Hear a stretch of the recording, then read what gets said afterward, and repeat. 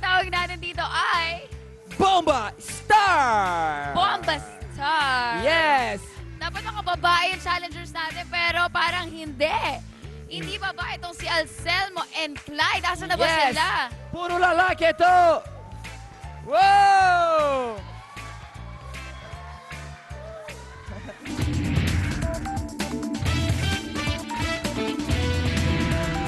Siguro nagtataka yung mga viewers natin kung bakit sila nakaganito.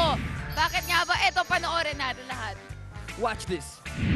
Isa-isang lalagyan ng hangin ng mga challenger ang mga salbabidang nakasuot sa kanilang mga katawan. Madudobo lang something ng unang makapagpahangin ng mga salbabida sa pinakamabilis na oras. Alam nyo na bakit Bomba Star yung challenge na ito, right?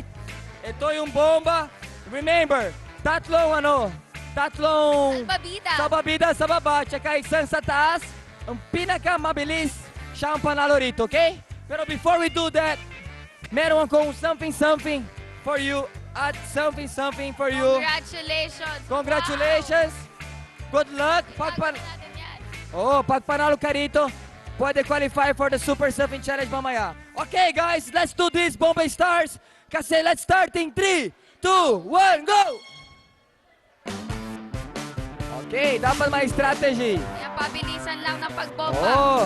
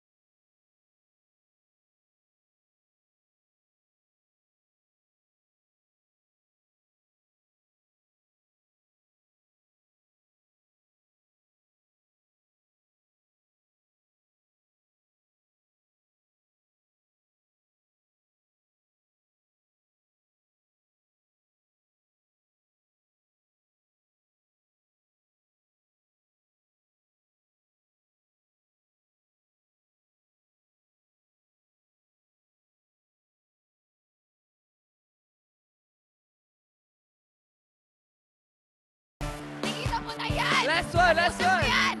For the win, go! Pag ikaw matalo sa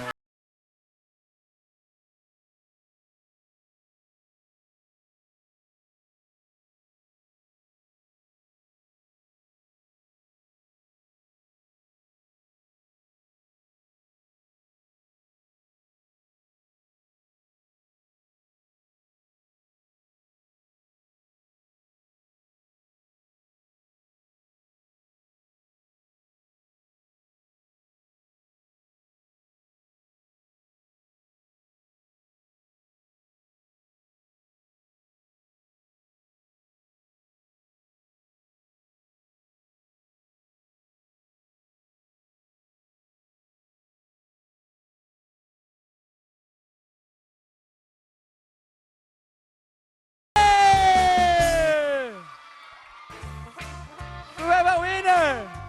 Bro, ano nangyari? Pagod na? Bro, ano nangyari? Bakit sobrang pagod ka?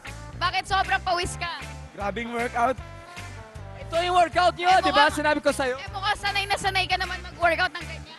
Siyempre. Siyempre, bakit natalo ka? Kasi ganyan ka ng ganyan, hello ka ng hello. Oh, you're losing time. Pero it's okay kasi andito ang panalo sa challenge na ito. Anong pakiramdam mo ngayon? Masaya po. Anong gusto mo gawin ngayon? Pupunta sa swimming pool? Aba.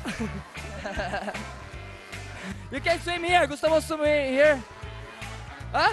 Demo. I know, gusto mo demo? No? Okay. Sige, Oh, ito na. ito na. Meron ako something for you dahil magaling kang bumomba. Yes! Thank you so Congratulations! much. Ayan, doon ka na sa mga friends mo.